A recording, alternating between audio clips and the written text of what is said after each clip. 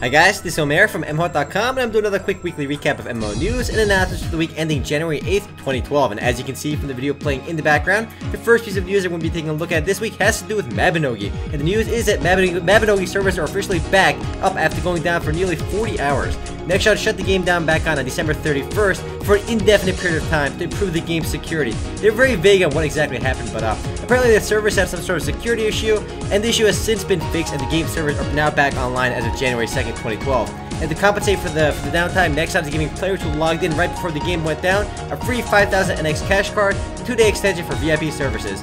And on top of that, MMOHut will be holding a 2x experience event in the near future to also make up for that. Now, seeing MMOHut shut the game servers down without giving any details on when it'll be back up was a bit scary, but now I'm glad to see the servers come back online so quickly. Next up, guys, on January 4th, Fiesta Online launches its latest expansion pack's Expedition to Aeria. Now, we mentioned this last week, so I'm not going to talk too much about it, but basically the game's level cap has been increased, new open world dungeon, all that good stuff. But the update is now officially live, so you can go in and enjoy that right away. Outspark also mentioned that their browser-based client for Fiesta Online, as well as their Facebook social app for the game, will be launching soon as well. So apparently you will be able to play Fiesta Online both on the browser and on Facebook. Up next, guys, we have some information about Star Trek Online going free to play. Now, I did mention before the game officially announced it would be going free to play, and now that official free to play date is on January 17th, with early access beginning on January 5th. So the early access already began, and the early access is available for pretty much anyone who has ever subscribed to Star Trek Online in the past. But for everybody else, you can start playing on January 17th. Now, seeing Star Trek Online go free to play is not that big of a surprise because the game was bought by Perfect World, and they did buy Cryptic Studios, so they did make the game free to play.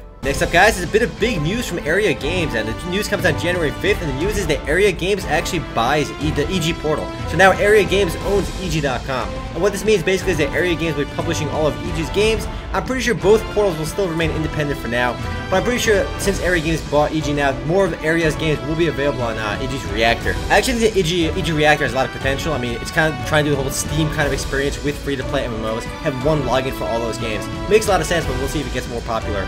It's also worth mentioning, for those that didn't know, EG was actually owned by a company called NHN Corporation, which is actually a huge Korean company, and just EG was a part of their business. They sold it off, it looks like. But NHN will still be developing games on their own, and they'll give it to basically Aeria to publish outside of Asia. NHN will still be publishing their own games in South Korea, most likely. Also worth mentioning is that with this purchase, Aeria Games is probably the biggest free-to-play publisher in North America right now, with Perfect World likely a second. The next bit of news, guys, comes on January 5th, and the news is that World of Tanks releases French tanks into the game. Update 7.1 for the game is live again as of January 5th.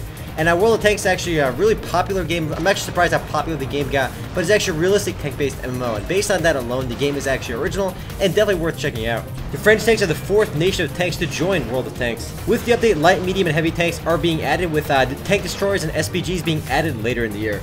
Next bit of news, guys, comes on January 6th, and is the brand new game from Snail Games called Age of Wushu. Snail Games is a Chinese MMO developer, but they'll be launching Age of Wushu in the US. And the game is supposed to be unique because it does offer 6 unique storylines and 8 martial arts schools without any actual classes or levels. So there's no actual rigid level system or class system in the game. Instead, I guess players will progress via skills, some sort of skill system in the game. The game boasts over 5,000 equipment upgrades and 70 professions and aerial combat. So that actually sounds really original, but we'll see what happens when the game actually launches. Snail Games did not specify a specific date for the game's launch. They simply announced the game as of January 6th.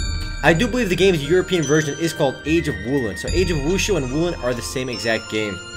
Next up, guys, from Aeria Games, Repulse begins its closed beta as of January 6, 2012, and Repulse is the same exact game as Genesis AD from EG, but EG shut the game down and Aeria Games picked it up now, which is kind of odd because now Aeria Games actually owns EG, so they kind of just switched services from the same one portal to another. The game is called Repulse now and will be launching with 3 playable classes and 9 unique game modes. For those that haven't heard of Repulse, it's a 3D sci-fi themed MMO, which makes it a bit different from the tactical modern themed MMOs out there right now for shooting games. There is still no official open beta or release date for the game, just a closed beta date which began on January 6th. I actually enjoyed Genesis AD, so I will be playing Repulse when it actually launches. The next bit of news, guys, comes from Bean Fund. The news is that Bright Shadow is now open to US players. Now Bright Shadow has been available to Bean Fund's EU users, but not the US users for whatever reason, but now the game is available officially to US players. The US players should still play on the EU version, so I'm not sure why they even didn't launch it on the US day one. But it is launching after the game launched their newest expansion, which raised the game's level cap from 69 to 99, introduced 8 new classes, as well as 30 new areas and 400 new enemies. The expansion pack called Curse of Hera launched last week actually, but the game opened itself to US users on January 6th.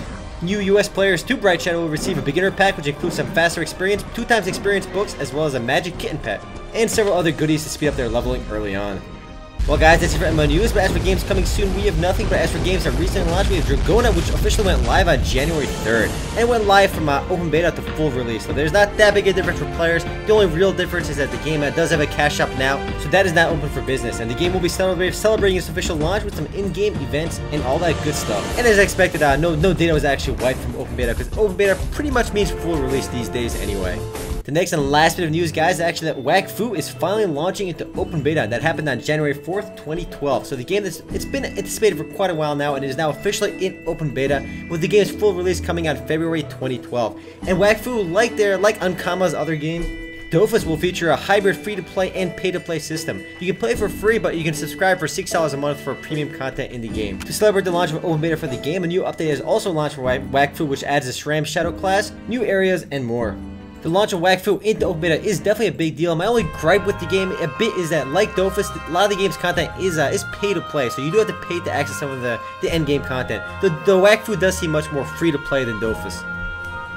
Anyway guys, that's it for MMO news and announcements for the week ending January 8th, 2012. Now if you want to read about or learn more about any of the news mentioned in this video, simply head on over to MMOHut.com/news. And if you want to discuss anything in this video, simply head on over to MMOHut.com/forums. Anyway guys, this is Omer, signing off.